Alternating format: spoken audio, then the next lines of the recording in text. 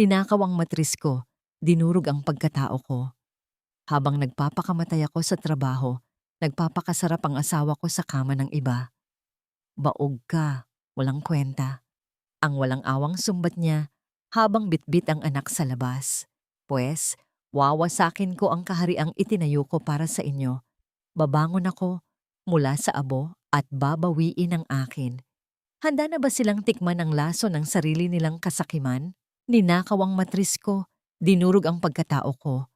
Habang nagpapakamatay ako sa trabaho para sa pamilyang ito, nagpapakasarap ang asawa ko sa kama ng iba. Baog ka, walang kwenta. Ang walang awang sumbat niya habang bitbit ang anak sa labas. Pwes, wawasakin ko ang kahariang itinayo ko para sa inyo. Babangon ako mula sa abo at babawiin ang akin. Handa na ba silang tikman ang laso ng sarili nilang kasakiman? Mabuti at pinainom ko siya ng gamot pampabaog. Kung hindi, paano mo maiuuwi ang anak niyo ni Clara nang walang kahirap-hirap? Ang boses na yon ay buo, malamig, at walang kahit anong bakas ng pagsisisi.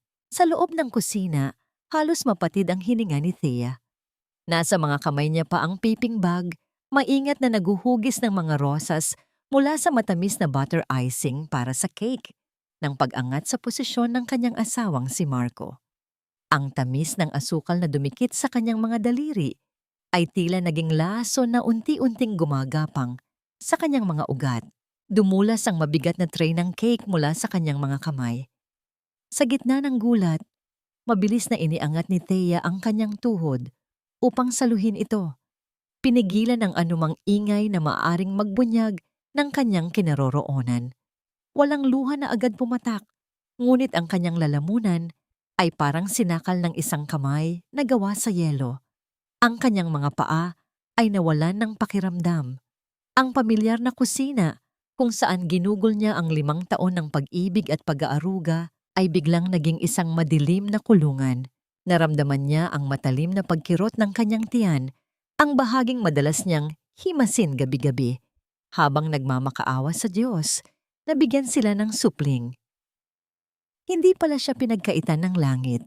Siya ay nilason ng mismong mga taong pinagsilbihan niya araw at gabi. Ang mainit na sabaw ng halamang gamot na laging ipinapainom sa kanya ni Doña Carmen tuwing gabi. Ang sabaw na pilit niyang inuubos kahit mapait. Dahil sa kagustuhang magkaanak, iyon pala ang unti-unting pumapatay sa kanyang pangarap na maging isang ina.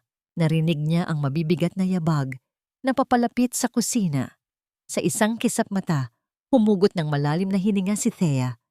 Pinunasan niya ang namumuong kahalumigmigan sa kanyang mga mata gamit ang likod ng kanyang palad at sa pilitang pinaamo ang kanyang mukha. Pumasok si Marco, ang lalaking pinag-alayan niya ng kanyang kabataan at mga pangarap. Ngunit hindi siya nag-iisa. May karga itong isang sanggol na nakabalot sa asul na kumot.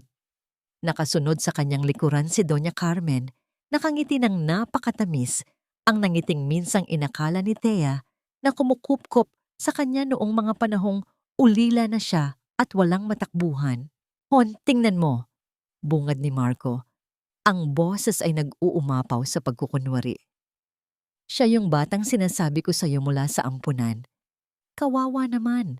Walang magulang. Tayo na lang ang mag-alaga. Tutal. Nahihirapan naman tayong magka-baby. Siguro, ito na ang sagot ng Diyos sa mga panalangin natin." Maingat na inilipat ni Marco ang sanggol sa mga bisig ni Thea. Ang bigat ng bata ay tila dumagan sa kanyang dibdib. Halos dumurog sa kanyang mga tadyang. Tiningnan niya ang inosenteng mukha ng sanggol. Isang sanggol na walang malay na siya ay bunga ng isang madilim na pagtataksil. Pagkatapos ay dumapo ang paningin ni Thea kay Marco. Ang asawa niyang naglakas loob na dalhin ang ebidensya ng kanyang pambababae sa loob ng mismong tahanang ipinundar ni Thea. Habang nakakapit sa bata, naramdaman ni Thea ang paghapdi ng kanyang palasingsingan. Pinadaanan niya ng hinlalaki ang kanyang singsing sa kasal na suot-suot niya. Gasgas na ang ginto nito at kumupas na ang kinang. Saktong-sakto sa 5 taong pagpapakakuba niya upang ibangon ang nalugmok na negosyo ng mga taong ito. Ito ba ang pamilyang pinag-alayan ko ng buhay ko? Ito ba ang kapalit ng pagbebenta ko sa bahay ng aking mga magulang para lamang iahon sila sa pagkakabaon sa utang? Ang piping tanong ng kanyang kaluluwa ay tila nakakabinging iyak sa loob ng kanyang isipan. Inilapag ni Marco ang kanyang telepono sa ibabaw ng island counter upang ayusin ang lampi ng bata. Sa isang saglit na umilaw ang screen ng telepono, nahagip ng mga mata ni Thea ang isang mensahe mula sa hindi nakarehistrong numero. Kailan ako papasok? Ang tatlong salitang iyon ay tila mga karayom na tumusok sa kanyang utak. Nagpapatunay na may isa pang taong papasok sa entablado ng panlilinlang na ito. Lumapit si Doña Carmen at banayad na hinaplos ang buhok ni Thea. Ang kamay na nagtimpla ng lason para sa kanya ay ngayon ay nagpapanggap na nagmamahal at nag-aaruga. Thea, anak, handa ka na bang maging ina ng batang ito? Alam ko namang malawak ang puso mo para sa pamilya natin. Malambing na wika ng matanda, ngunit ang bawat pantig ay may halong patalim. Nag-angat ng paningin si Thea. Tiningnan niya ng diretso sa mga mata ang kanyang biyenan. Bago pa man siya makasagot at bago pa tuluyang tumulo ang luhang, kanina pa nagbabadyang bumagsak. Isang matinis na pagring ng telepono sa sala ang yumanig sa buong kabahayan. Ang matinis na tunog ng telepono ay siya nang bumasag sa katahimikan. Nagligtas kay Thea mula sa pagbuka ng kanyang mga labi na nagbabadya sanang sumigaw ng puot at sakit. Lumipas ang ilang oras at natagpuan na lamang ni Thea ang kanyang sarili sa hapagkainan. Tulad ng isang maamong tupa na nakasanayan nilang makita, nakayuko siyang nagbigay galang at inilapat ang likod ng palad ni Doña Carmen sa kanyang noo para sa nakagawiang pagmamano. Utang na loob mo sa amin ang lahat, Thea. Paalala ng matanda. Ang boses ay sadyang pinalakas upang idikdik sa kanyang isipan ang pagiging nakabababa niya. Nang bumagsak ang negosyo ng mga magulang mo at naiwan kang ulila, kami ang sumalo sa'yo. Kaya mabuti na lang at binigyan ka ng asawa mo ng anak na aalagaan para naman may silbi ka sa bahay na ito bukod sa pagtatrabaho. Kinagat ni Thea ang loob ng kanyang pisngi, pinipigil ang kirot at galit na unti-unting kumikirot sa kanyang dibdib. Tumango na lamang siya bilang pagsang-ayon sa kahiyang yon habang dahan-dahang nanlalamig ang kanyang damdamin. Pagsapit ng gabi, tahimik siyang nahiga sa malapad nilang kama. Maya-maya, naramdaman niya ang mabigat na braso ni Marco na pumulupot sa kanyang baywang. Salamat, Hon, dahil tinanggap mo si Leo. Pangako, babawi ako sa'yo. Bulong nito, malambing ngunit hungkag, bago agad na nakatulog. Ngunit sa halip na maramdaman ang kaligtasan ng isang yakap, matinding pandidiri ang gumapang sa balat ni Thea. Sumisingaw mula sa damit ni Marco ang isang pamilyar na amoy ng matapang na pabango ng ibang babae. Matamis, nakakahilo, at amoy ng pagtataksil. Nananatili siyang nakadilat sa dilim, pinakikiramdaman ng bawat paglabas at pagpasok ng hininga ng lalaking katabi niya. Nang marinig niya ang malalim at regular na paghilik ng asawa, dahan-dahang bumangon si Thea. Sa ilalim ng malamlam na ilaw ng lampshade, nahagip ng kanyang paningin ang isang mahaba at kulot na hibla ng buhok na naiwan sa puting punda ng unan ni Marco. Hindi yon kanya, dahil tuwid at maikli ang kanyang buhok. Nanginginig ang kanyang mga daliring dinampot ang hibla. Maingat niyang binilot ang buhok at itinago yon sa loob ng isang maliit na plastic pouch na nakuha niya mula sa kanyang pitaka. Bawat ebidensya ay magiging bala niya balang araw. Hindi na niya kinaya ang bigat ng hangin sa kwarto. Tumakbo siya patungo sa banyo, isinara ang pinto, at ibinuhos ang lahat ng kanyang kinain sa lababo. Nanghihina siyang napasandal sa malamig na pader na gawa sa marmol. Ang dibdib ay nag-iinit sa labis na paghikbi habang pinipilit niyang walang lumabas na kahit anong tunog mula sa kanyang bibig. Napadako ang kanyang mga mata sa garapon ng halamang gamot na laging ipinapainom sa kanya ng biyenan. Kinuha niya ito, binuksan, at walang pag-aalinlangang ibinuhos ang mapait at nakakalasong likido sa inidoro. Bilang kapalit, dinurog niya ang ilang ordinaryong bitamina at inihalo sa tubig upang magmukhang katulad ng orihinal na kulay ng sabaw. Hindi na siya magpapalason muli. Lumabas siya ng banyo at nagtuloy sa kanyang maliit na opisina sa loob ng bahay. Sa liwanag ng kanyang laptop, tinitigan niya ang mga ulat sa pananalapi ng kumpanya. Nakapangalan ang lahat ng malalaking utang at responsibilidad sa kanya, habang ang mga pangunahing ari-arian at pondo ay mahigpit na nakakabit sa pangalan ni Doña Carmen at Marco. Isang malamig na katotohanan ang muling sumampal sa kanya.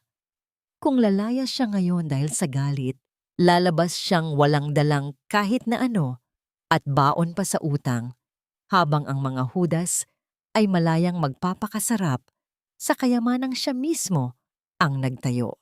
Hindi siya papayag na matalo ng ganoon na lamang, magtitiis siya.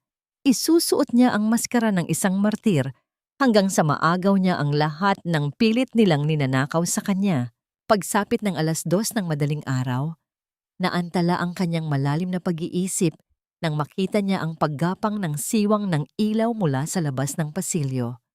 Narinig niya ang mahina, ngunit nagmamadaling boses ni Doña Carmen na may kausap sa telepono. Siguruhin mong malinis ang mga papel ng bata. Walang pwedeng makaalam kung saan siya galing. Oo, papuntahin mo na siya bukas ng umaga. Kinaumagahan, tila walang nangyaring bagyo sa gabi. Kalmadong inayos ni Thea ang mga unan sa sala nang biglang bumukas ang malaking pintuan. Pumasok si Doña Carmen, bitbit ang isang mapagmataas ng ngiti na halos pumunit sa kanyang mukha. Sa kanyang likuran ay sumunod ang isang batang babae. Balingkinita ng katawan, makinis ang balat, at may mahaba at kulot na buhok. Thea! Masiglang tawag ng biyenan. Ang boses ay nagpapahiwatig ng pekeng kagalakan. Ito si Clara. Siya ang kinuha ko para maging yaya ni Leo at tumulong sa'yo sa araw-araw. Dahan-dahang nag-angat ng tingin si Thea upang harapin ang bagong dating. Sa gitna ng tahimik na sala, nagtagpo ang kanilang mga mata. Ang titig na namagitan sa kanilang dalawa ay waring nagdala ng isang malamig na hangin sa loob ng kabahayan.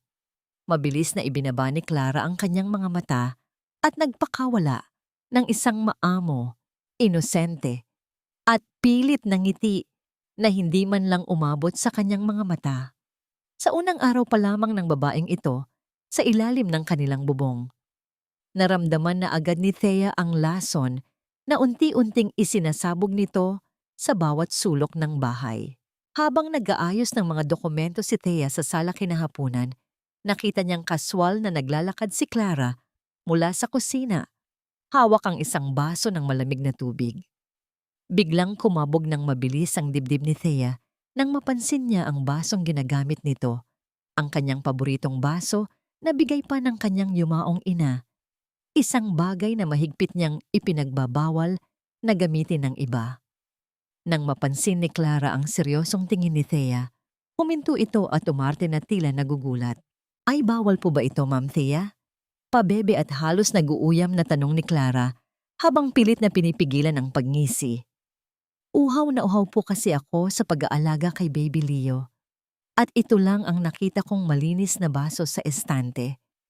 Kalmadong ibinaba ni Thea ang mga papel na hawak niya. Tiningnan niya si Clara mula ulo hanggang paa bago sumagot sa isang malumanay, ngunit nakakapasong tono. Sige, sayo na yan. Hindi ko na ugaling gamitin ang mga bagay na pinaglawayan na ng iba. Nawala ang nangiti ni Clara, ngunit bago pa ito makasagot, pumailan lang ang malakas at walang tigil na pag-iyak ni Baby Leo mula sa itaas. Agad na tumakbo si Thea pataas upang patahanin ang bata. Inabot niya ang sanggol na namumula na sa kakaiyak, ngunit bago pa man niya maitapat ang bata sa kanyang dibdib para yakapin, marahas na hinablot ni Doña Carmen ang sanggol mula sa kanyang mga bisig. Diyos ko, Thea! Kahit ba naman ang simpleng paghehele ay hindi mo magawa ng tama. Singhal ng matanda, habang ang mga mata nito ay nanlilisik sa galit at pandidiri. Kaya pala lalong umiiyak ang bata dahil ramdam niya ang kawalan mo ng kwenta. Sa bagay, paano ka magkakaroon ng lukso ng dugo? E tuyo naman ang sinapupunan mo. Mabuti na lang at nandito si Clara. Sabay abot ni Doña Carmen sa bata kay Clara. Nakapapasok lamang ng kwarto. Sa mga bisig ni Clara, himalang tumahan ng sanggol. Nagkatinginan ang magbiyenan at ang peking yaya, nagpapalitan ng mga ngiting, tila ipinapamukha kay Thea na isa siyang malaking pagkakamali sa pamilyang ito. Nilunok ni Thea ang nag-aapoy na bikig sa kanyang lalamunan, tumalikod at tahimik na lumabas ng silid. Pagsapit ng dapit hapon, dumaan si Thea malapit sa silid labahan at napatigil nang marinig niya ang mahinang boses ni Clara. Nakaupo ang babae habang kinakausap ang sanggol na karga-karga nito. Shh! Tahan na baby ko. Konting tiis na lang tayo sa impyernong to. Bulong ni Clara na may kasamang malambing na paghalik sa noo ng bata. Ako ang tunay mong mami, hindi ang baog at walang kwentang babaeng iyon. Balang araw, tayo rin ang maghahari dito. Napasandal si Thea sa pader. Madiing kinagat ang kanyang ibabang labi hanggang sa malasahan niya ang pamamasa ng kanyang sariling dugo. Ang puot na nag-uumapaw sa kanyang dibdib ay tila sasabog na bulkan, ngunit pinilit niyang kalmahin ang kanyang nagwawalong paghinga. Hindi ngayon ang tamang oras para magwala. Hindi siya gagawa ng hakbang na magbibigay sa kanila ng dahilan para palayasin siya ng walang laban. Naglakad siya pabalik sa kanyang opisina upang pakalmahin ang sarili. Nang buksan niya ang kahon ng mga lumang gamit ng kanyang ama, isang maliit at kupas na notebook ang nahulog. Sa pagbuklat niya nito, isang puting calling card ang lumabas mula sa mga pahina. Pangalan iyon ng isang law firm. May nakasulat na pangalang Gabriel, ang anak ng matalik na kaibigan ng kanyang ama na dati nilang natulungan bago pa man bumagsak ang negosyo ng kanilang pamilya. Itinago niya ang calling card sa loob ng kanyang bulsa. Isang munting binhi ng pag-asa na baka meron pa siyang matatakbuhan. Bago siya bumalik sa sala, sumilip muna si Thea sa kwarto ni Leo. Natutulog na ang sanggol sa loob ng kuna habang wala si Clara sa paligid. Dahan-dahang lumapit si Thea. Tinitigan niya ang maamong mukha ng bata, ang maliliit nitong kamay na nakakuyom. Kahit gaano katindi ang galit niya sa mga magulang nito, isang mainit na awa ang bumalot sa kanyang puso. Inayos niya ang kumot na muntik ng mahulog at marahang hinaplos ang pisngi nito. Walang kasalanan ng batang ito sa kasakiman ng mga taong nagdala sa kanya sa mundong ito. Pareho lamang silang biktima ng mga halimaw. Kinagabihan, nakita ni Thea ang bag ni Clara na naiwan sa may gilid ng sofa. Mabilis siyang kumuha ng isang basong tubig mula sa kusina. Nagpanggap na nagpapahinga. Habang nakatalikod ang lahat at abala sa hapagkainan, palihim at napakabilis niyang inihulog ang isang kasing liit ng barya na voice recorder sa pinakailalim ng bag ng babae. Lalim ng gabi. Ang buong bahay ay balot sa nakakabinging katahimikan.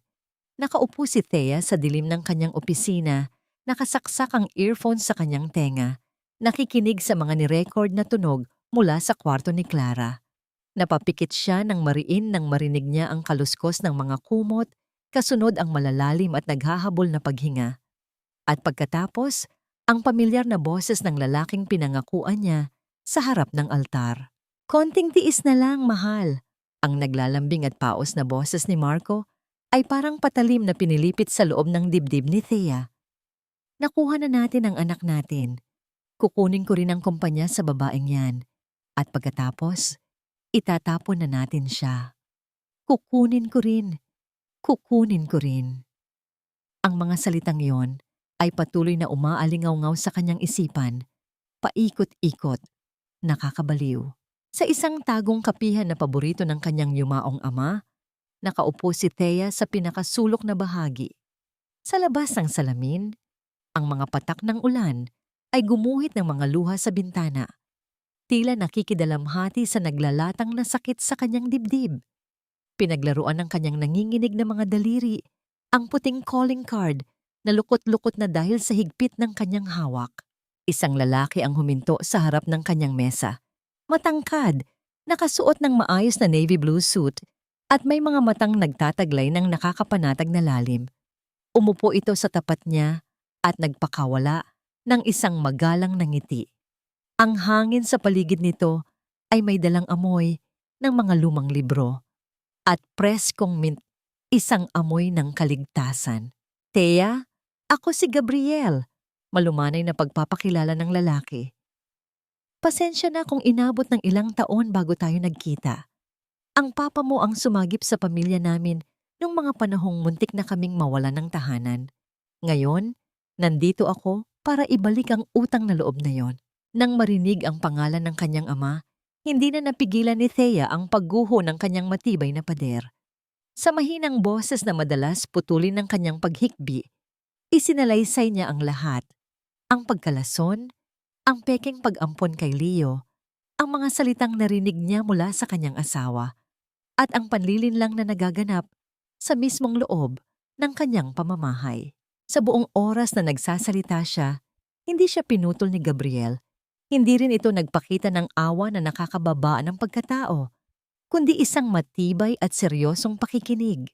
Nang akmang ipapatong ni Thea ang kanyang mga nanginginig na kamay sa ibabaw ng kahoy na mesa, mabilis at maingat na naglatag si Gabriel ng isang malinis na panyo bago pa man lumapat ang balat niya.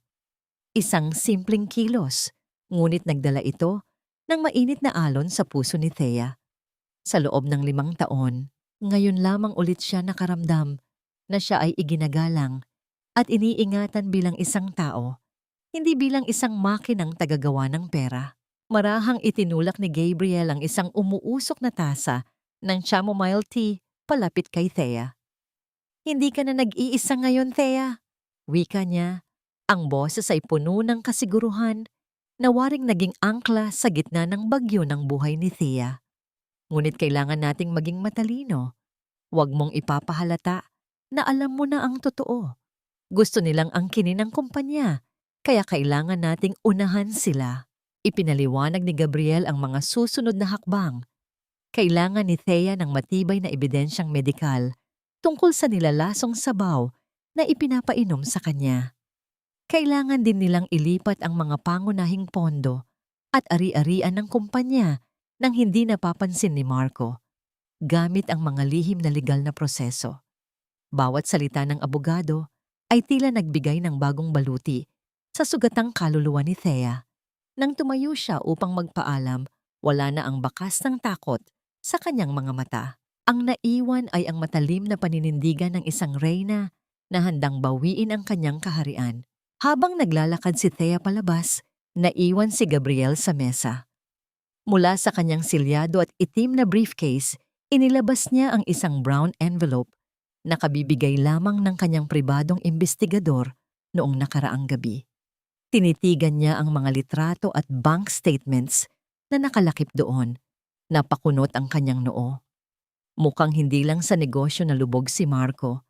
May iba pa itong pinagkakautangan sa labas na pilit nitong pinagtatakpan. Isang sikreto na mas madilim pa kaysa sa pambababae nito. Pag-uwi ni Thea, iba na ang kanyang tindig.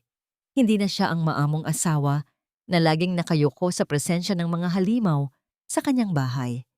Sinalubong siya ng tahimik at madilim na pasilyo dahil wala pa sina Doña Carmen at Clara. Nagtuloy siya patungo sa kanyang opisina upang itago ang kontrata na inihanda ni Gabriel. Ngunit pagtapat niya sa pintuan, nakita niyang nakaawang ito. Ang liwanag mula sa loob ay humiwa sa dilim ng pasilyo. Napakuyom ang mga kamao ni Thea. Dahan-dahan siyang humakbang papasok. Sa gilid ng kanyang mesa, nakaluhod si Marcos sa harap ng kanyang nakabukas na personal na vault. Mabilis na lumingon ang lalaki, bakas ang labis na pagkagulat sa kanyang muka nang makita ang asawa. Ngunit ang mas nagpatigil sa paghinga ni Thea ay ang bagay na mahigpit na hawak ni Marco sa kanyang kanang kamay. Ito ang lumang kopya ng kanyang huling habilin Ang dokumentong nag-iisa at nagdedeklara na mapupunta ang lahat ng yaman at kumpanya kay Marco sakaling may mangyaring masama sa kanya. Ang puting papel sa kamay ni Marco ay tila umilaw sa gitna ng tensyon. Mabilis na ibinalik ni Marco ang papel sa loob ng vault nang mapansin niya ang paglapit ni Thea. Bumakat ang kaba sa kanyang mukha, ngunit agad niya itong pinalitan ng isang pilit na pagtawa. Naghahanap lang ako ng kopya ng mga lumang resibo natin para sa tax hon. Nauutal na palusot nito, sabay sara ng bakal na pinto ng kahadiyero. Batid ni Thea ang kasinungalingan. Alam niyang tinitingnan ni Marco ang kanyang huling habilin upang masiguro na sa kanya mapupunta ang lahat ng yaman kung sakaling may mangyari sa asawa. Ngunit sa halip na magalit, hinawi ni Thea ang kanyang buhok at nagbigay ng isang maamo at walang muwang na ngiti. Nasa kabilang drawer ang mga resibo, hon. Sige na, lumabas ka na at ako na ang maghahanap. Malambing na tugon niya, isinusuot muli ang maskara ng isang sunod-sunuran at bulag na asawa. Nang makalabas si Marco, doon lamang bumagsak ang mga balikat ni Thea. Ang pagkamuhi ay gumuhit sa kanyang mga mata. Kinagabihan, muling umiral ang pang-araw-araw na kalbaryo. Sa hapagkainan, inilapag ni Doña Carmen ang isang mangkok ng umuusok at maitim na sabaw sa harap ni Thea. Ang amoy nito ay matapang at nakakasuka. Ubusin mo yan, Thea. Utos ng matanda habang nakahalukip-kip. Ang mga mata ay nanliliit sa pagmamataas. Huwag mong idahilan na mapait. Ginagastusan ko yan ng malaki para lang maging maayos ang matris mo. Mas mapait ang maging baog at walang silbi sa pamilyang ito. Tingnan mo si Clara, ang bilis naka-recover matapos manganak kasi marunong mag-alaga sa sarili. Isang pasimpleng ngisi ang sumilay sa labi ni Clara na noon ay nagpupunas ng lamesa. Kinuha ni Thea ang kutsara, tinitigan ng maitim na likido. Sa ilalim ng mesa, inihanda niya ang isang makapal na panyo. Sa tuwing itatapat niya ang mangkok sa kanyang bibig, imbes na lumunok, dahan-dahan niyang ipinapasok ang likido sa siwang ng panyo. Umarte siyang nasusuka sa pait, na lalong nagbigay ng kasiyahan sa mga matang nakamasid sa kanya. Pagbalik sa kanyang kwarto, nagkulong agad si Thea sa banyo. Piga-piga ang basang panyo. Pinatulo niya ang natitirang itim na sabaw sa loob ng isang maliit at malinis na garapon ng gamot. Nang maisara niya ang takip, biglang umikot ang kanyang paningin. Isang matalim na sakit ang tumusok sa kanyang sikmura, sinundan ng panghihina ng kanyang mga tuhod. Napasubsob siya sa malamig na sahig ng banyo. Ito ang epekto ng 2 taong pag-inom ng lason na yon. Ang kanyang katawan ay unti-unti nang bumibigay. Nakahiga sa malamig na marmol, huminga siya ng malalim. Pilit na nilalabanan ang kadilimang gustong bumalot sa kanyang kamalayan. Ang lamig ng sahig ng banyo ay tila dahan-dahang napalitan ng pamilyar na amoy ng alkohol at malinis na mga kagamitang medikal. Kinabukasan, nakaupo na si Thea sa loob ng isang pribadong klinika. Sa tapat niya ay ang kaibigang doktor ni Gabriel na si Dr. Enriquez. Hawak ang resulta ng pagsusuri mula sa garapon ng sabaw na kanyang dinala. Lason ito, Thea. Seryoso at mabigat na panimula ng doktor habang inaayos ang kanyang salamin. Hindi ito halamang gamot. Ang pinapainom sa'yo ay naglalaman ng mataas na antas ng synthetic hormone inhibitors. Pinapatay nito ang natural na paggawa ng hormones ng iyong katawan.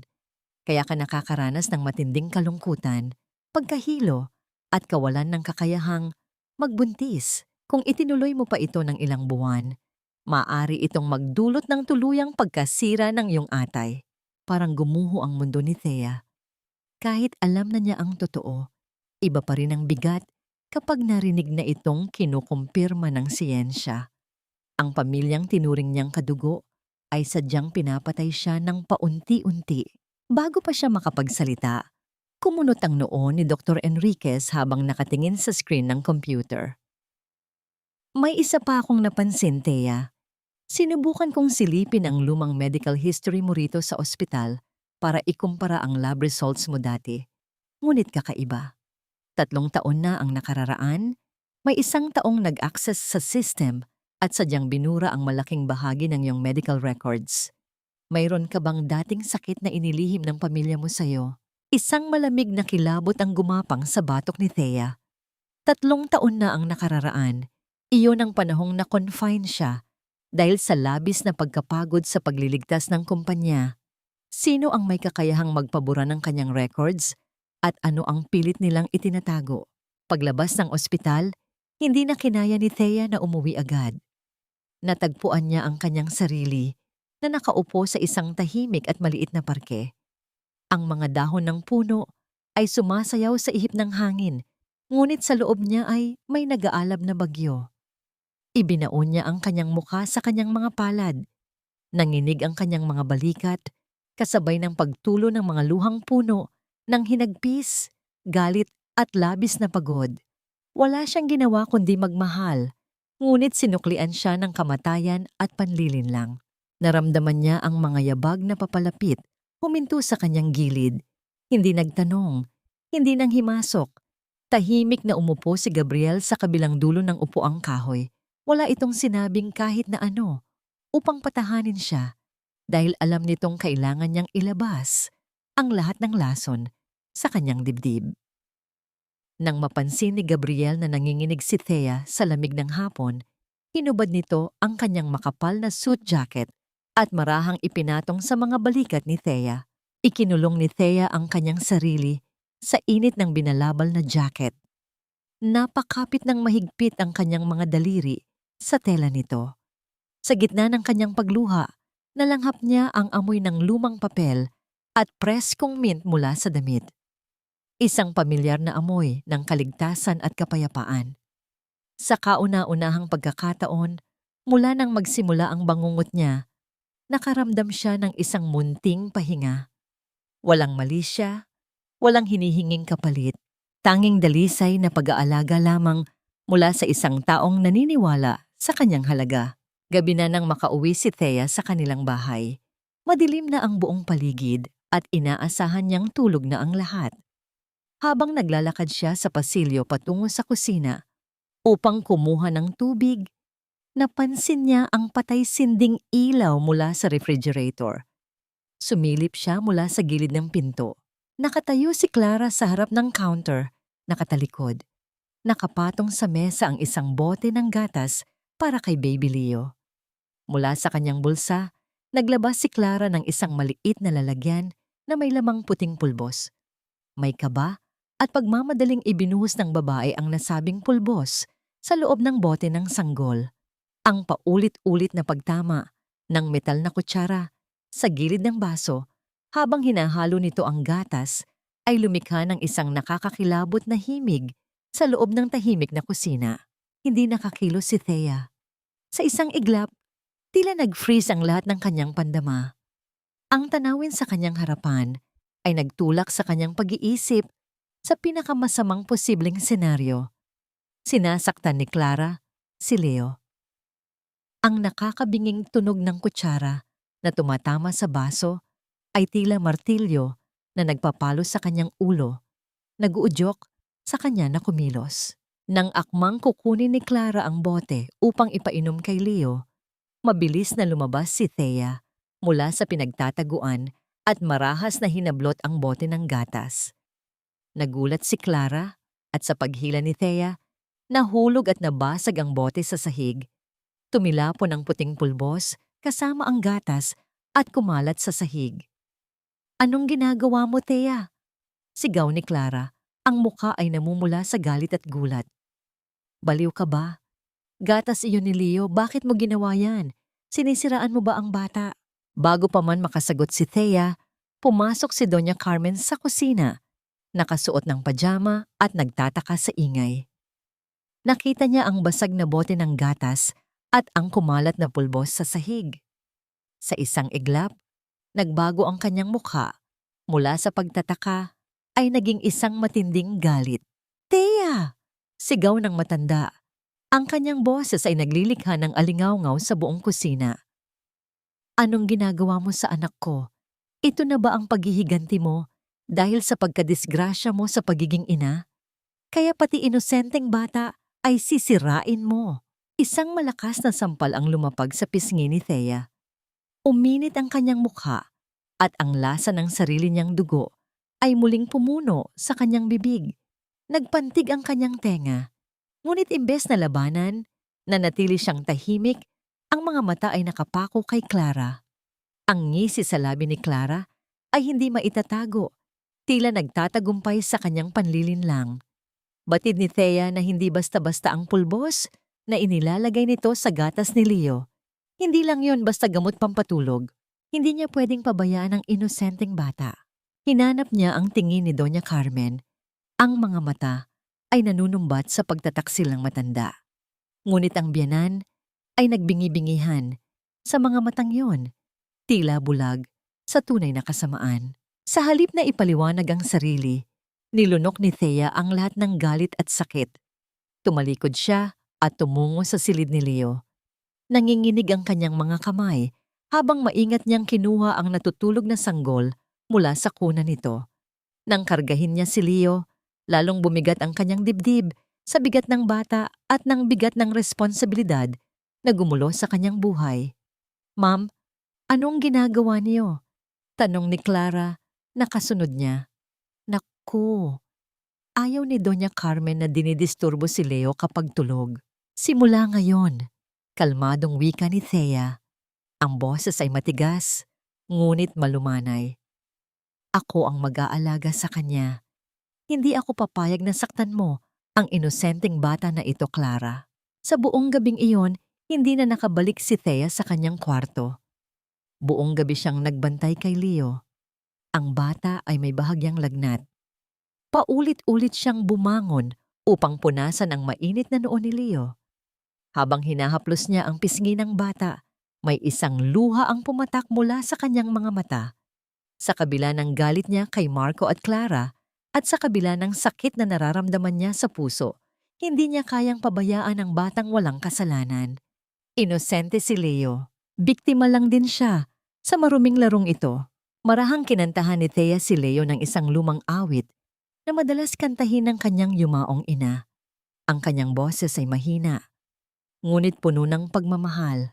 Sa gitna ng dilim at ng pag-awit, marahang dinilat ni Leo ang kanyang mga mata at sinubukang yakapin si Thea. Ang kanyang maliliit na kamay ay pumulupot sa leeg ni Thea, habang mahina itong bumubulong ng mama. Yumanig ang buong sistema ni Thea. Sa isang iglap, lahat ng galit at sakit ay tila nawala. Sa halip, isang mainit na alon ng pagmamahal ang bumalot sa kanyang puso. Ito ang unang pagkakataon na tinawag siyang mama ng isang bata. Sa sandaling iyon, hindi na si Leo ang anak ng kanyang asawa sa ibang babae, kundi ang anak na pilit niyang pinangarap. Kinaumagahan, nang matulog na si Leo, kinuha ni Thea ang kanyang telepono. Isang mensahe ang kanyang ipinadala kay Gabriel. "Tatapusin ko sila, Gabriel. Ngunit ililigtas ko ang bata. Hindi ko kayang pabayaan si Leo." Isang malalim na desisyon ang kanyang ginawa. Ang laban na ito ay hindi na lang para sa kanyang kumpanya at karangalan, kundi para na rin sa inosenteng kaluluwa na nasa kanyang mga bisig. Nang makatulog si Leo, dahan-dahang lumabas si Thea. Ngunit sa paglabas niya ng kwarto, napansin niya ang silaw ng ilaw mula sa ilalim ng pintuan ng kwarto ni Marco. Nakauwang ang pintuan.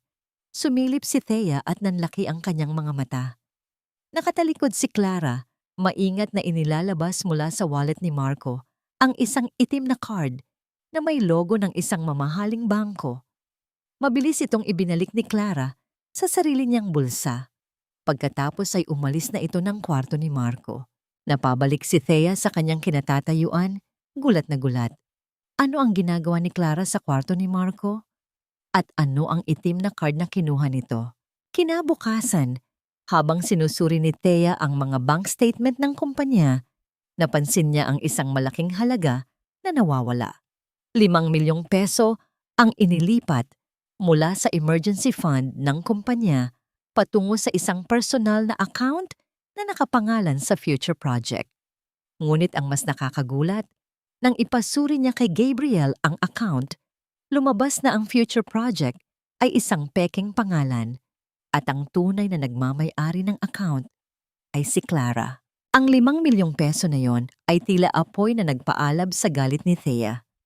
Hindi lang sila nagnanakaw ng kanyang asawa at pangarap, ninanakaw rin nila ang pinaghirapan niya.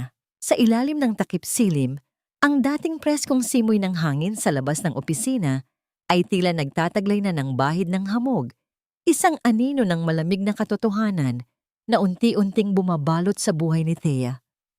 Ang maliit na opisina sa gilid ng gusali, isang espasyo na malayo sa marangyang tanggapan ng kanyang asawa, ay naging kanyang santuwaryo, ang kanyang himpilan ng paghihiganti. Dito, sa liwanag ng iisang lampara, ang mga dating makikinis na daliri ni Thea ay masigasig na bumabagtas sa keyboard ng kanyang laptop. Ang bawat pindot ay may layunin, bawat keystroke ay isang hakbang palapit sa kanyang paglaya. Si Gabriel, ang kanyang tagapagligtas na parang anghel mula sa dilim, ay nakaupo sa tapat niya, ang mga mata ay tila nababasa ang bawat kaisipan ni Thea. Tahimik silang nagtutulungan, isang tahimik na samahan na nabuo sa gitna ng karagatan ng kasinungalingan. Ang mga kamay ni Gabriel, na dating nagtataglay ng panulat ng katarungan, ay ngayon ay tumutulong sa pagtatago ng mga mahahalagang dokumento. Siya ang siyang naglilinaw ng mga legal na hakbang. Ang bawat transaksyon ay maingat na pinag-aralan upang hindi mapansin ng mga sakim na mata. Ang mga naging maliliit na paglipat ng pondo at ari-arian ay nagpapatuloy, mga patak lamang na unti-unting bumubuo sa dagat ng kabayaran. Ito ang simula ng pagtatanggal ng mga pundasyon ng kumpanyang itinayo niya, ngunit sa ngalan ng katotohanan at pagbawi. Sa hapagkainan, ang tunog ng mga kutsara at tinidor na tumatama sa mga pinggan ay waring musika ng paghahari ng kasinungalingan. Si Doña Carmen, na mas naging flamboyant sa kanyang mga hiyas at makukulay na baro, ay patuloy na nagmamalaki. Ang hirap magpatakbo ng negosyo, hindi tulad ng pag-aalaga sa bata na kayang gawin ng kahit sinong tuso. Ang kanyang mga salita ay tila mga patalim na ibinabato kay Thea.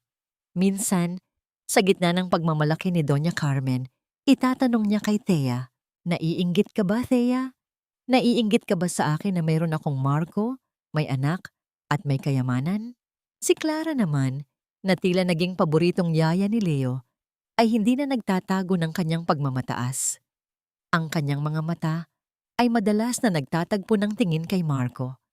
Isang nakakaguhit na ngiti ang sumisilay sa kanyang mga labi. Isang senyales na tila nagpapakita ng kanilang lihim na kasiyahan sa ilalim ng ilong ni Thea. Ang mga pag-uusap na ito ay sadyang ginagawa sa harap ni Thea, na wari nagpapakita ng kanilang pagmamay-ari sa lahat. Ngunit ang bawat salita, bawat tingin, bawat paglambing ni Marco kay Clara ay tila nagiging gasolina sa nag-aalab na apoy sa loob ni Thea. Sa kwarto ni Leo, isang maliit na gubat ng mga laruan at makukulay na libro ang natagpuan. Si Thea, sa kabila ng lahat ng kanyang pinagdadaanan, ay laging naglalaan ng oras para sa bata. Nais niyang bigyan si Leo ng lahat ng pagmamahal na hindi niya nakuha mula sa tunay niyang mga magulang. Ang kanyang mga daliri ay marahang humahaplos sa pisngi ni Leo. Ang mga mata ay puno ng malalim na pakikiramay sa bata, na tila nabibihag din sa maruming laro ng mga nakatatanda.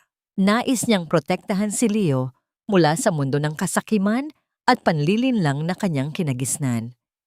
Sa pag-aalaga niya sa bata, tila nahahanap niya ang isang bahagi ng kanyang sarili na nawala noong una siyang pumasok sa bahay na ito. Ang bahagi ng isang babaeng may kakayahang magmahal ng buo, walang hinihinging kapalit. Habang nagpapalitan ng mga dokumento, ang kamay ni Gabriel ay aksidenteng dumampi sa kamay ni Thea. Isang munting kuryente ang dumaloy sa pagitan nila. Isang simpleng pagdampi na naghatid ng isang init sa gitna ng kanilang madilim na digmaan. Tumagal lamang ng ilang sandali, ang pagkakadampi ng kanilang mga kamay, ngunit sapat na yon upang magbigay ng kakaibang damdamin sa puso ni Thea. Sa gitna ng kanyang paghihirap, may isang nilalang na tila nakakakita sa kanya. Hindi bilang isang biktima, kundi bilang isang babaeng lumalaban, isang babaeng may halaga.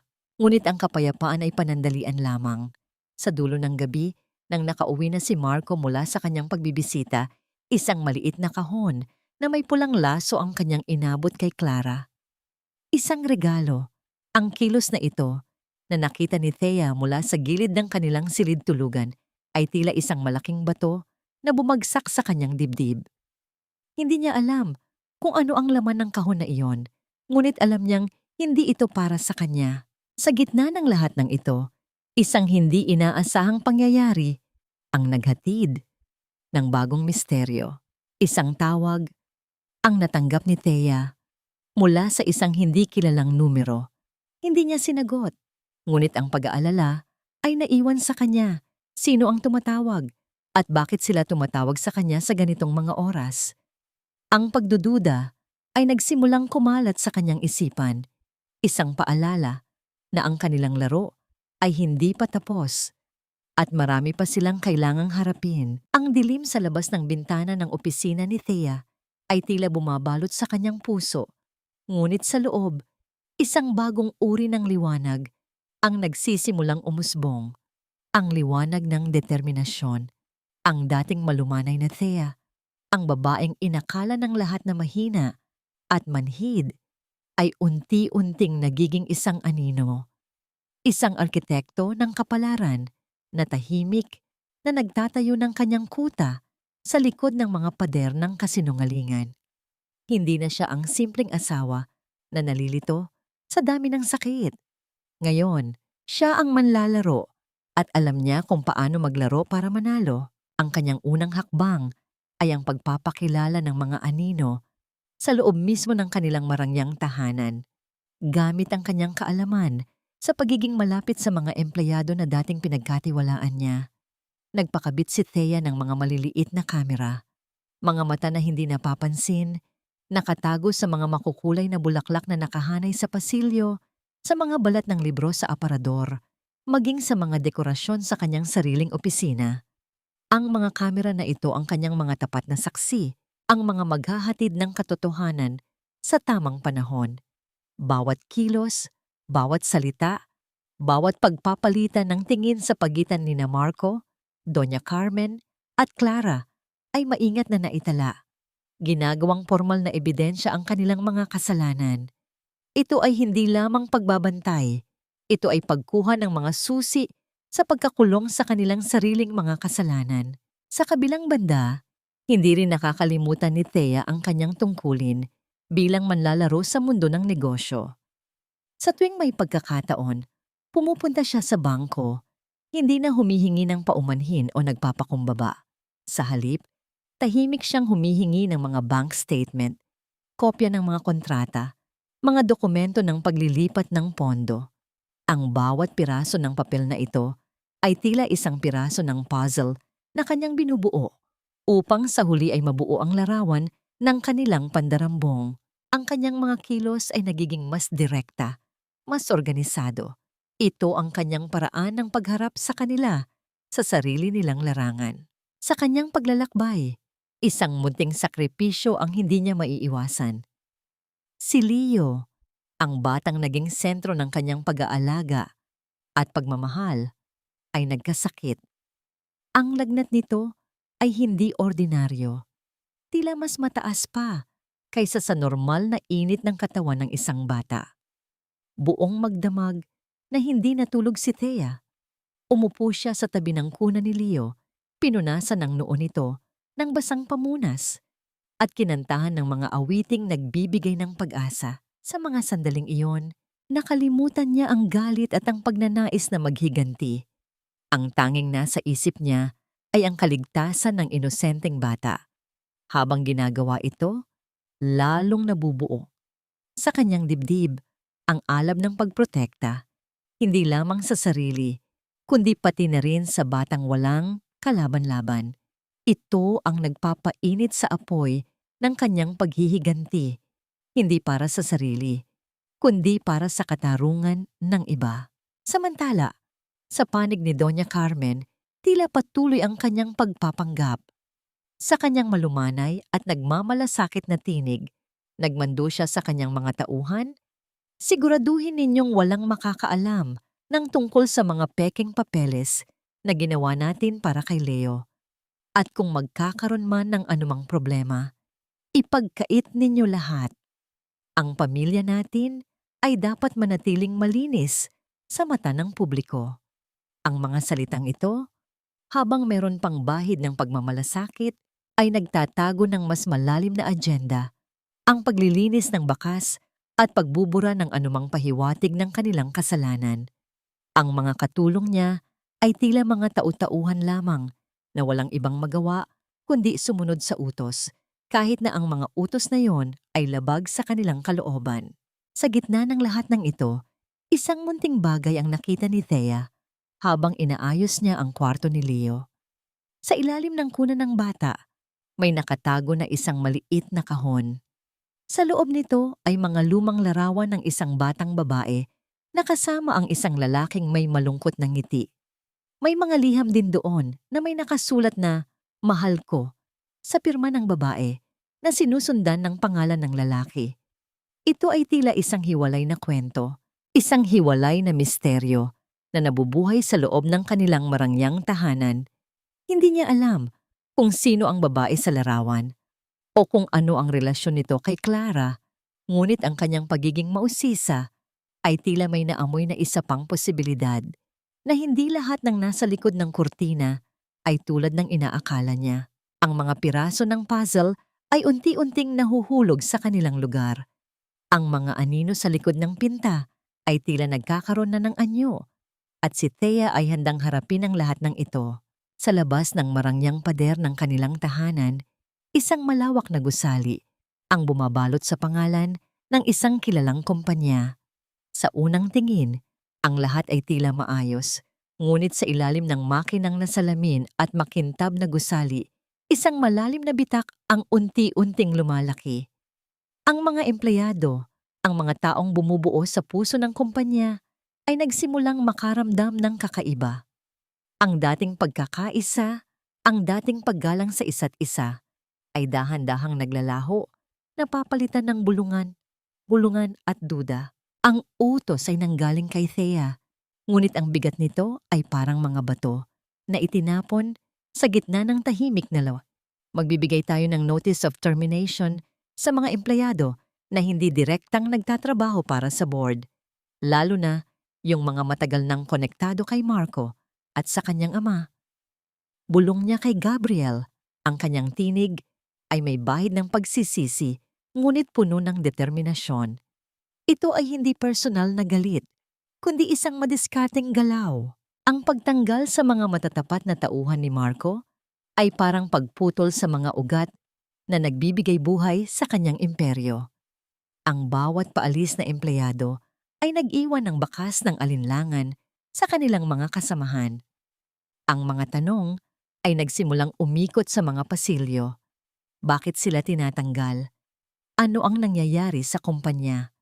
Sino ang nagdidikta ng mga desisyon na ito? Ang mga bulong-bulungan ay parang apoy na kumalat sa tuyong damo. Si Doña Carmen, na walang ibang inisip kundi ang pagpapanatili ng kanyang posisyon, ay nagalit ng husto. Anong kabalbalan yan, Thea? Sigaw niya. Ang muka ay namumula sa galit. Hindi mo pwedeng basta na lang tanggalin ang mga taong naglingkod sa kumpanya ng ilang dekada. Ito ang inyong kumpanya. Hindi mo pwedeng gawin kung ano ang gusto mo. Si Clara naman, na laging nakakapit sa bisig ni Marky, ay nagpakita ng kanyang pagtataka. Ma'am Thea, hindi po ba mas maganda kung pag-usapan muna natin ang mga desisyong ito bago niyo po ito gawin? Ngunit ang kanilang mga reklamo ay tila wala lamang sa pandinig ni Thea. Ang kanyang mga kilos ay hindi dahil sa kagustuhang manakit, kundi dahil sa pangangailangan na linisin ang mga kaaway bago ang malaking araw. Ang pagtanggal sa mga empleyadong ito ay hindi lamang pagbibigay ng mga bagong trabaho sa iba.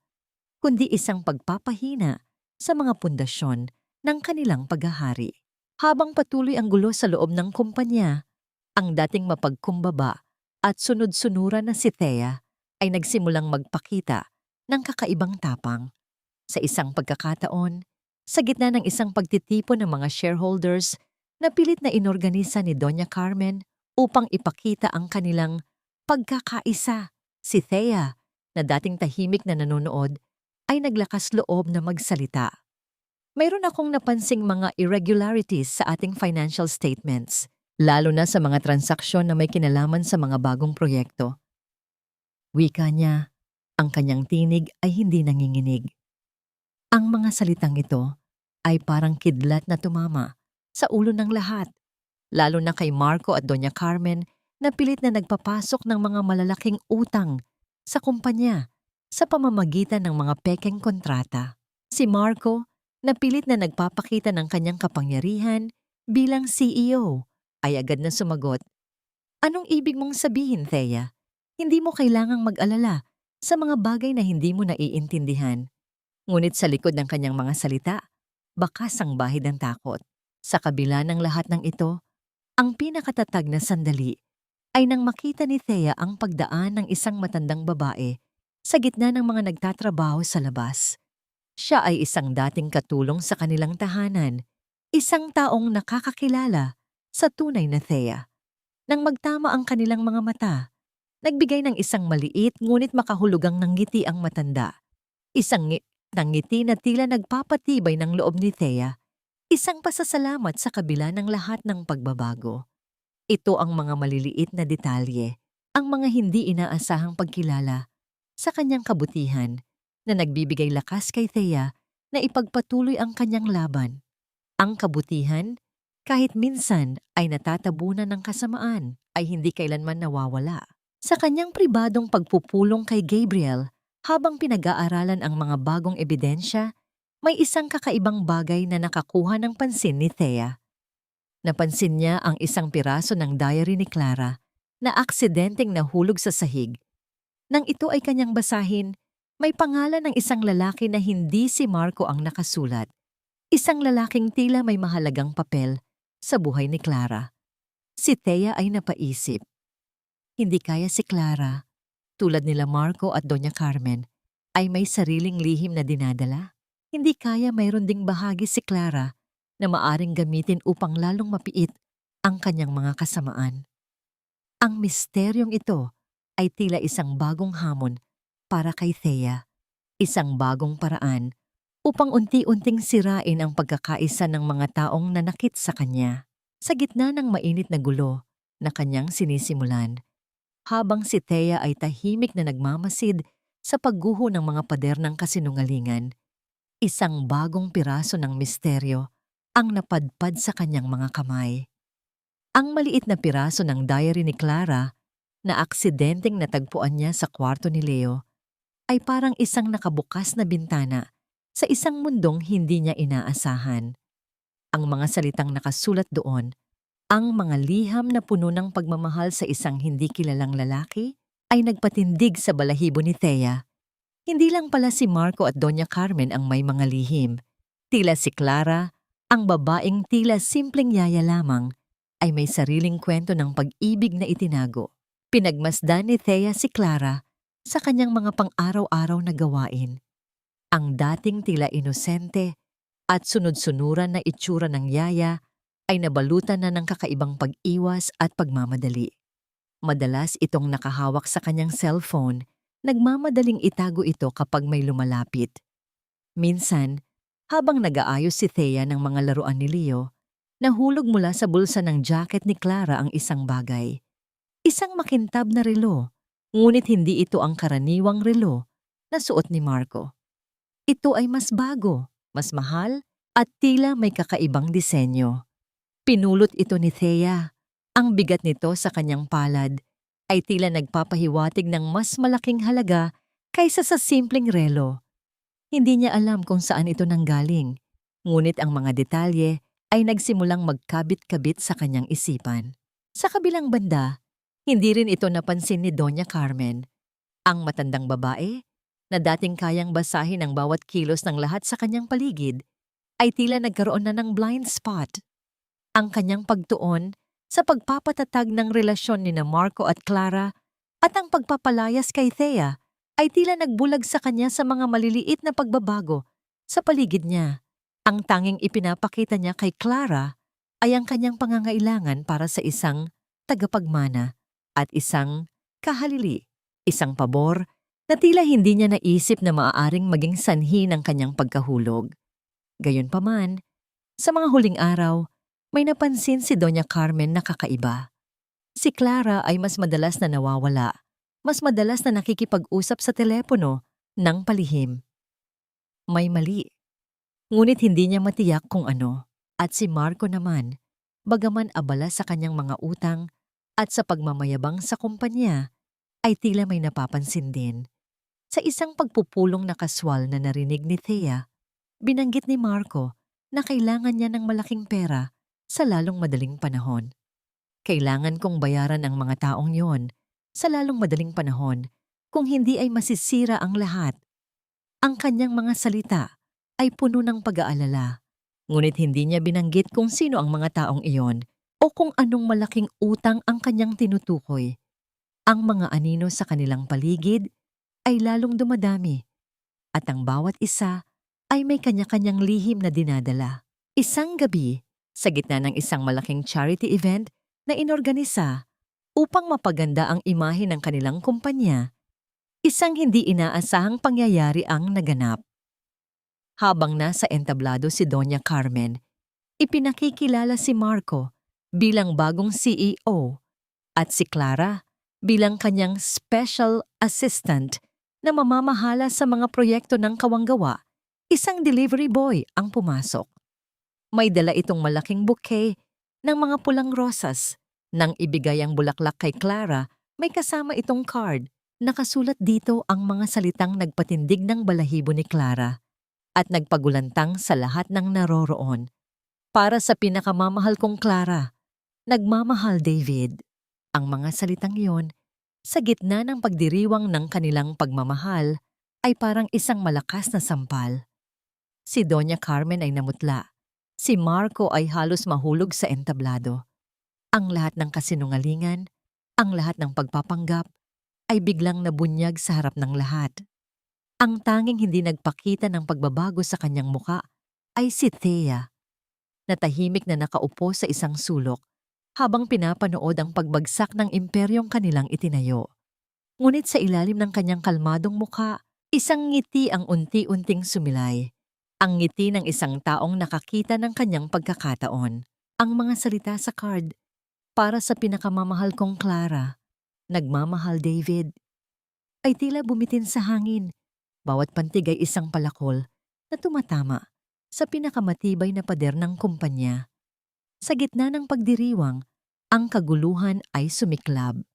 Ang mga bulungan ay naging sigawan.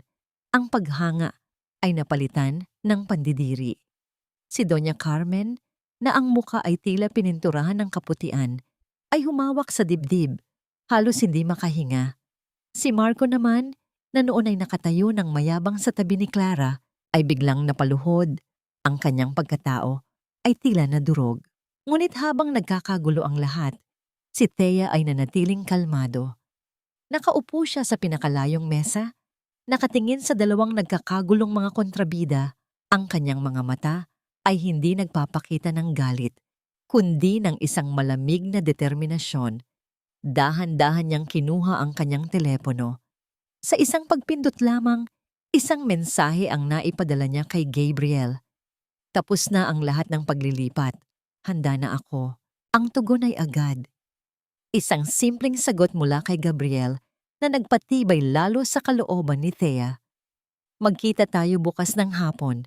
Kailangan mong maging malakas. Ang mga salitang yon, tila isang banayad na haplos, ay nagbigay sa kanya ng panibagong lakas.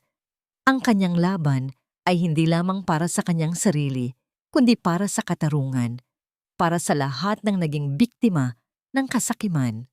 Kinabukasan, sa isang biglaang pagpupulong ng mga board members, nagpakita si Marco ng isang dokumento. Nakasuot siya ng kanyang pinakamahusay na kasuotan. Ang mukha ay nagpapakita ng pilit na pagiging kumpiyansa. Mga kasamahan, wika niya. Ang kanyang tinig ay bahagyang nanginginig. Mayroon tayong isang bagong Memorandum of Agreement na kailangang lagdaan. Ito ay magbibigay daan sa atin upang mas mapagbuti ang pamamahala at mas mapalago ang ating kumpanya. Ang dokumentong ito, sa ibabaw, ay tila naglalayong mapabuti ang operasyon, ngunit sa katotohanan, ito ay isang plano upang ilipat ang lahat ng kapangyarihan sa kanya at sa kanyang ina at tuluyang tanggalin si Thea sa anumang papel sa kumpanya. Nagpatuloy si Marco. Ang kanyang mga mata ay nakatitig kay Thea na nakaupo sa kabilang dulo ng malaking mesa na tila isang multo na tanging naroon lamang upang magbigay ng ilusyon ng pagkakaisa.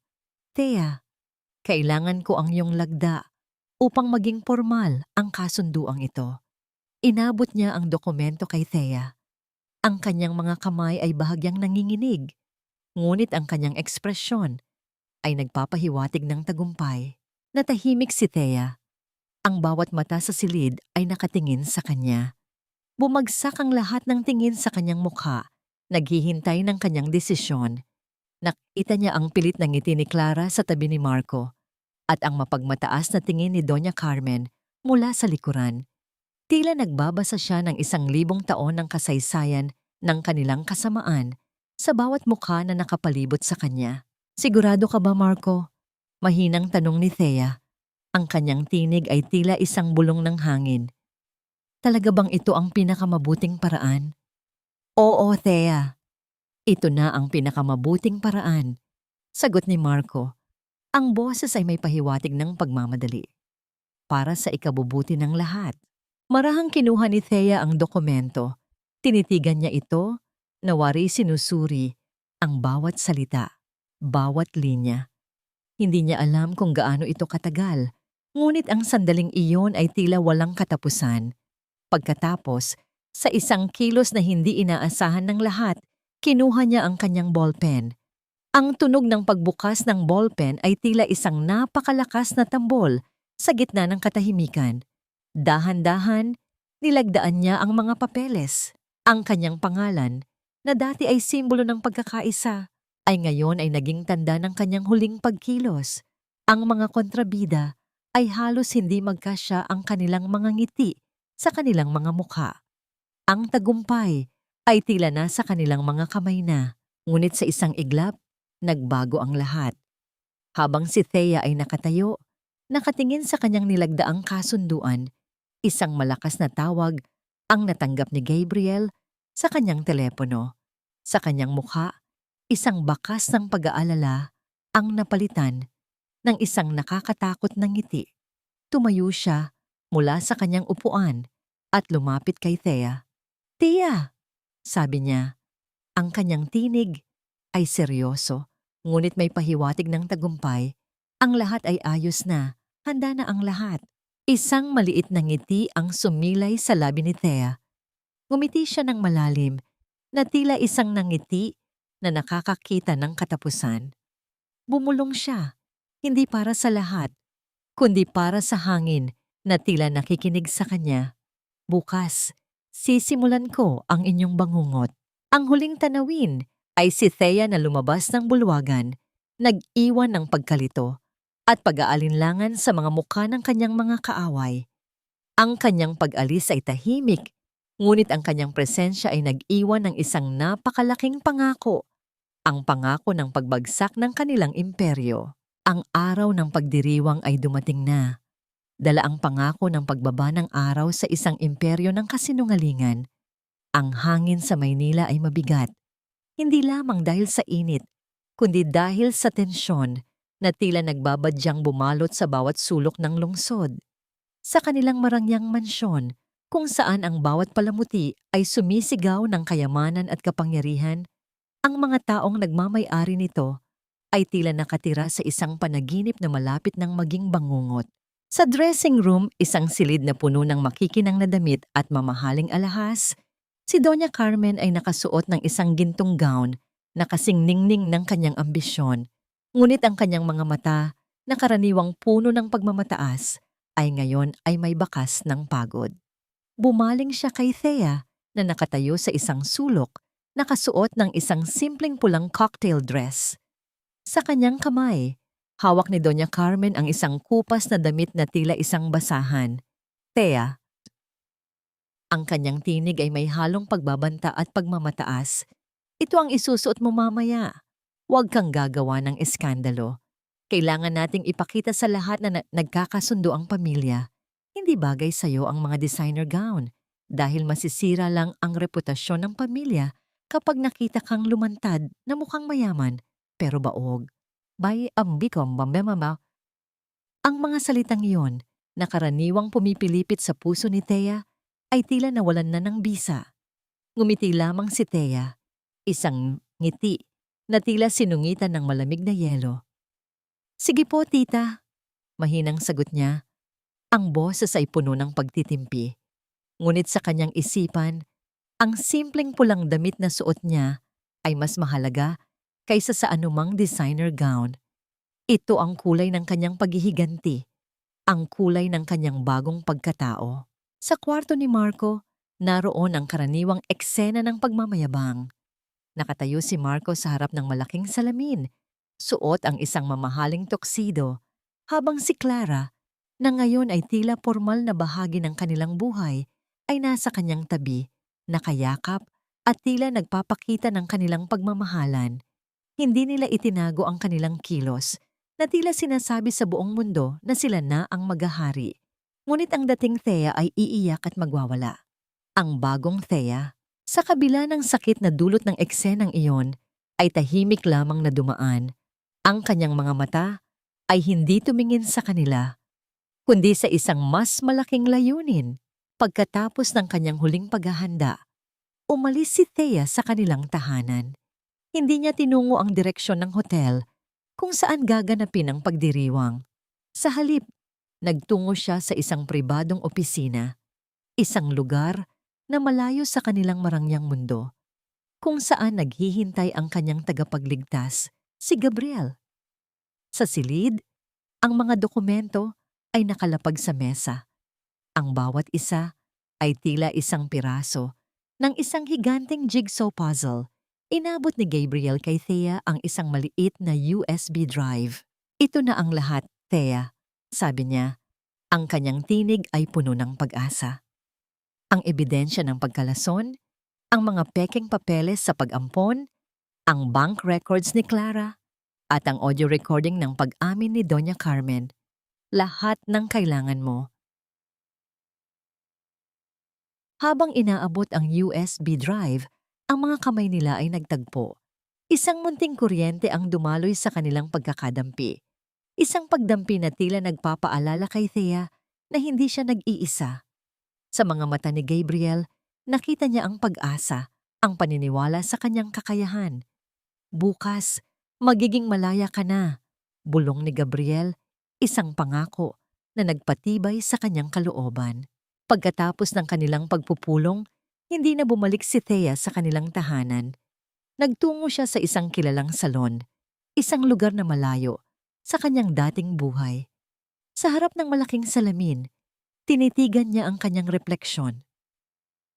Ang dating mahaba at maitim na buhok na sumisimbolo ng kanyang pagiging sunod-sunuran at pagpapakumbaba ay ngayon ay naputol, na naging isang maikling, kulay gintong estilo.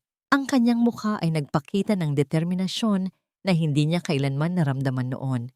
Pagkatapos, nagpunta siya sa isang butik at bumili ng isang pulang cocktail dress. Ang kulay na ito, na dati ay ipinagbawal ni Marco, ngayon ay naging simbolo ng kanyang pagbabalik. Sa huling pagkakataon, tumayo si Thea sa harap ng kanilang mansyon. Ang madilim na langit ay tila sumasalamin sa kanyang paglalakbay. Nakita niya ang itim na sasakyan ni Marco na papalayo, kasama si Doña Carmen at Clara sa loob. Hindi man lang siya hinintay, hindi man lang siya binigyan ng kahit kaunting pagkilala. Ngunit sa halip na pumatak ang kanyang luha, isang malamig na ngiti ang sumilay sa kanyang mga labi. Sige, magpakasaya kayo sa huling gabi ng inyong kaharian. May bulong niya sa hangin. Dahil bukas, sisimulan ko ang inyong bangungot. Ang bulwagan ng hotel ay nagliliwanag sa ginto at pilak, isang napakalaking entablado na itinayo upang pagtakpan ang mga anino ng kasinungalingan. Libo-libong mga ilaw ang kumikinang, kumikislap, tila bawat isa ay isang mata na nanonood, naghihintay. Mga negosyante, politiko at miyembro ng media, lahat ay nakasuot ng kanilang pinakamagagarang kasuotan, nakaupo sa mga bilog na mesa na napapalibutan ng mga mamahaling bulaklak. Sa gitna ng lahat ng ito, sa pinakamataas na bahagi ng entablado, naroon si Doña Carmen. Ang kanyang katawan ay nababalutan ng isang gintong gown na kumikinang sa bawat galaw. Ang kanyang mga mata ay puno ng pagmamalaki at tagumpay. Mga minamahal naming bisita, ang kanyang tinig ay malakas, bumabayo sa bawat sulok ng bulwagan. Isang tinig na dating nagdadala ng pagmamalasakit, ngunit ngayon ay nababalutan ng kasakiman. Ngayong gabi, ipinagdiriwang natin ang 10 taon ng pagpupunyagi ng ating kumpanya. 10 taon ng pagkakaisa, pagmamahal, at pagpapala ng Diyos. Bawat salita ay tila isang pako na binibitin sa puso ng mga tagapakinig. Naghahanda sa kanila para sa isang kwentong kailanman ay hindi nila malilimutan. Pagkatapos ng mahabang talumpati, si Marco, na ngayon ay nakatayo sa tabi ng kanyang ina, ay bahagyang ngumiti. Ang kanyang taksido ay tila lumalaki sa kanyang katawan. At ngayong gabi, wika niya, ang kanyang tinig ay puno ng pagyayabang. Ipinapakilala ko sa inyo ang bagong henerasyon ng pamumuno.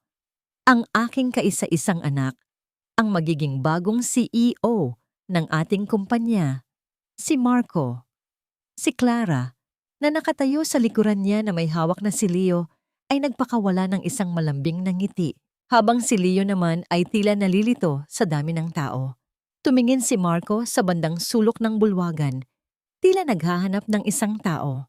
At doon siya nakita ni Marco, si Thea. Hindi tulad ng dati, hindi siya nakasuot ng simpleng damit. Hindi siya mukhang pagod o nalulungkot. Nakasuot siya ng isang pulang cocktail dress na kumikinang sa ilalim ng mga ilaw.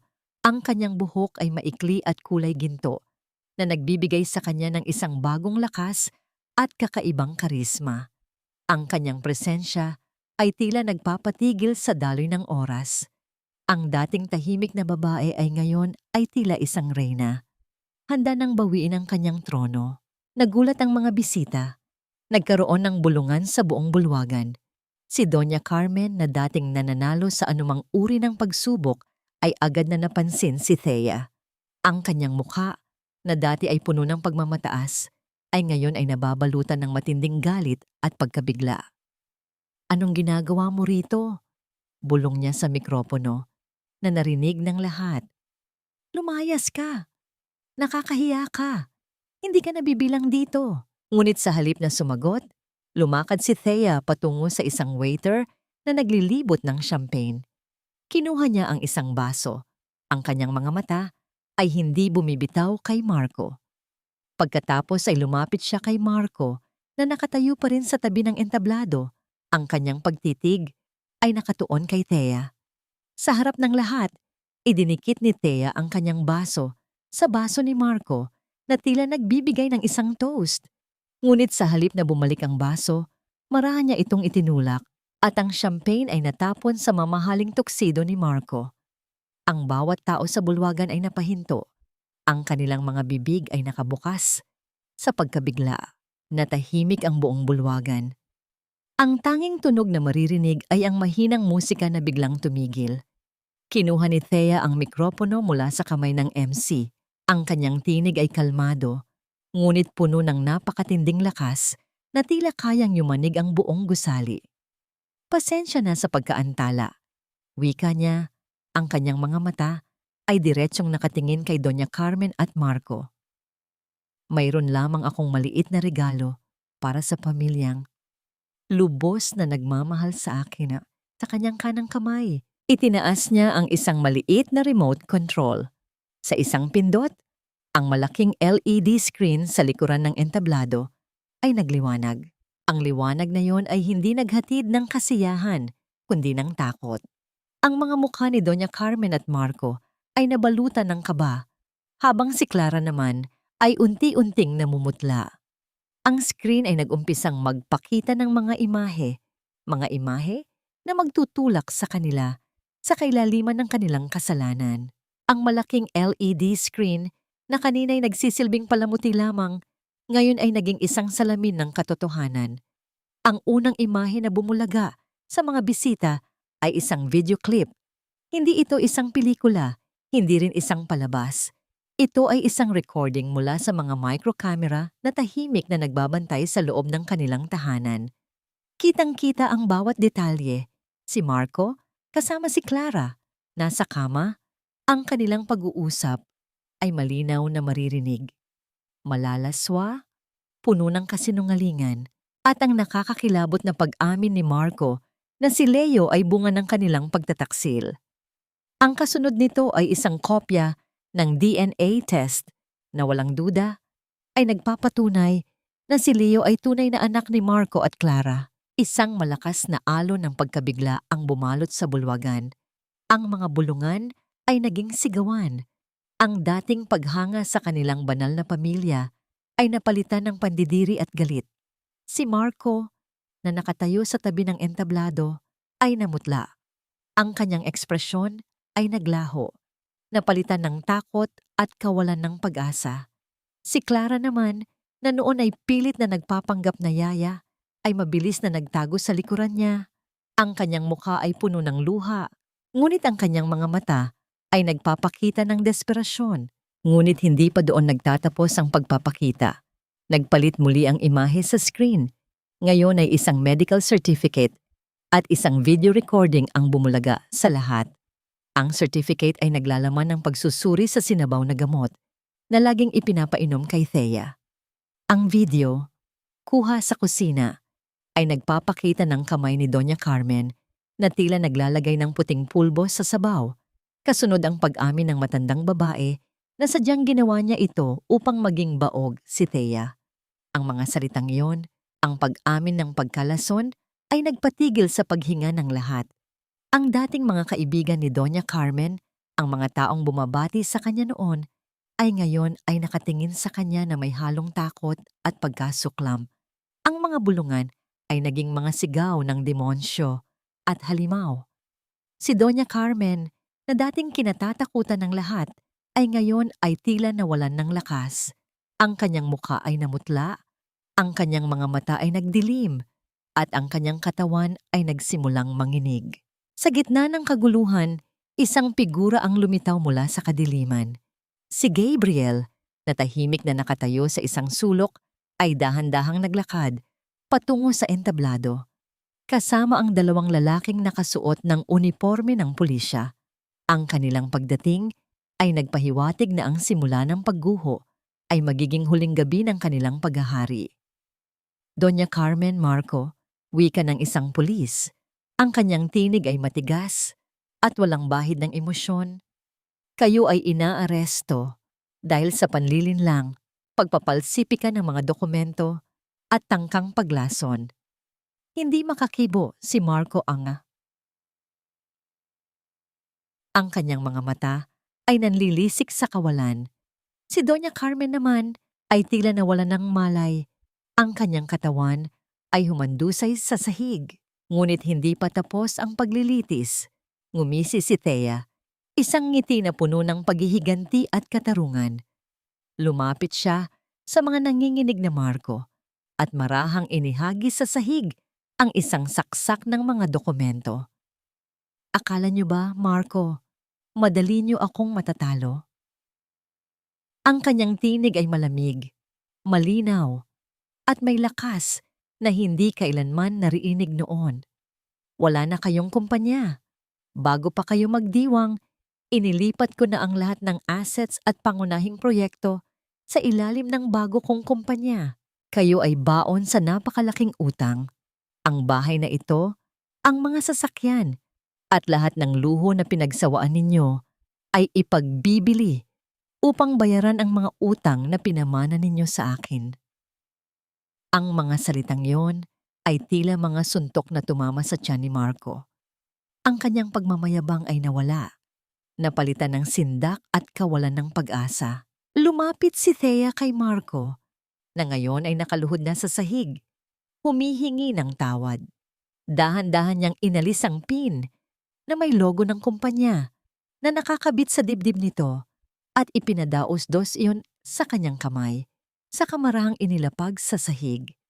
Ang tunog ng metal na tumama sa marmol na sahig ay tila ang huling hininga ng kanilang kaharian. Ang dating matatag na si Marco ay napaiyak na parang isang bata. Ang kanyang tinig ay nababalutan ng pagsisisi, ngunit huli na ang lahat. Naglakad si Thea papalayo sa kanila, patungo sa pagpasok ng madilim na pasilyo. Sa kanyang pagtalikod, nakita niya si Clara na umiiyak habang yakap si Leo. Ang bata ay umiiyak din, tila nahihirapan sa kaguluhan. Sa unang pagkakataon, nakita ni Thea ang isang bahagi ng kanyang sarili sa mata ni Leo, ang pagnanais na protektahan ang isang inosenteng nilalang. Ngunit ang laban niya ay tapos na. Nang makarating siya sa malaking pintuan, ang tunog ng mga sirena ng pulisya ay nagsimulang marinig. Tila nagpapahayag ng pagtatapos ng isang masamang panaginip. Sa kanyang paglingon, nakita niya si Doña Carmen na nakahandusay pa rin sa sahig. Ang kanyang mga mata ay nakadilat, nakatingin kay Thea, puno ng matinding puot at kabaliwan. Isang tingin na nagpapaalala na kahit sa pagbagsak, may mga sugat na mananatili. Ngunit hindi na yun mahalaga. Ang mahalaga ay ang kalayaan na kanyang natamo. Ang araw ay marahan ng lumulubog sa karagatan, nagpipinta ng kalangitan sa mga kulay kahel, rosas at lila. Isang palabas na walang kapantay sa kagandahan at kapayapaan. Sa dalampasigang ito, malayo sa ingay ng lungsod at sa mga alaala ng nakaraan, naglalakad si Thea. Ang kanyang mga paa ay marahang lumulubog sa basang buhangin. Bawat yapak ay tila nagiiwan ng sarili niyang kasaysayan. Ang hangin ay banayad, humahaplos sa kanyang balat, nagdadala ng amoy ng asin at ng malalayong mga bulaklak. Sa wakang ito, hindi na siya ang babaeng puno ng galit at sakit na lumaban para sa kanyang karapatan. Ngayon, siya ay isang babaeng natagpuan ang kanyang sarili at natagpuan ang kapayapaan. Ang mga balita ay tila dumating na parang mga alon, nagbabalita ng kapalaran ng mga taong minsang nagpahirap sa kanya. Si Doña Carmen, ang dating reyna ng kanyang mundong itinatag sa kasinungalingan, ay ngayon ay nakakulong sa isang selda na malamig at walang kulay. Ang kanyang pagmamataas at kapangyarihan ay nawala, napalitan ng kawalan ng pag-asa at pagkabaliw sa loob ng 4 na pader ng piitan. Ang kanyang anak na si Marco, ang lalaking pinagkatiwalaan niya ng kanyang puso at ng kanyang pangalan, ay ngayon ay nagtatrabaho bilang isang ordinaryong construction worker, nagbabayad sa bawat sentimo ng kanyang mga utang. Utang na siya mismo ang lumikha. Ang dating marangyang buhay ay isang malayong alaala na lamang. Si Clara naman, ang babaeng minsang nagpanggap na tapat, ay napaalis sa kanilang tahanan, nawalan ng karapatan sa anak, at bumalik sa kanyang probinsya na walang dala, kundi ang pasanin ng kanyang mga kasalanan. Ang bawat isa ay nagbayad sa kanilang sariling paraan, sa kanilang sariling kapalaran. Sa di kalayuan, habang ang huling sinag ng araw ay lumulubog, isang pamilyar na tinig ang narinig. "Mama!" Ang sigaw ni Leo, puno ng saya at pagmamahal, ay bumali sa katahimikan. Si Gabriel, ang lalaking naging kanyang sandigan at kakampi, ay papalapit, karga ang batang masigla at malusog na ngayon. Ang dating bata, na tila biktima ng lahat, ay ngayon ay tumatakbo patungo sa kanya. Ang mga bisig ay nakalahad. Yumakap si Leo kay Thea, Ang kanyang maliit na pisngi ay dumampi sa pisngi ng babae. Sa mga yakap na yon, sa mga simpleng salitang yon, natagpuan ni Thea ang tunay na kahulugan ng pagiging mama. Hindi na siya ang dating Thea na naghahangad ng sarili niyang anak. Ngayon, ang pagmamahal na ito ay sapat na. Lumapit si Gabriel.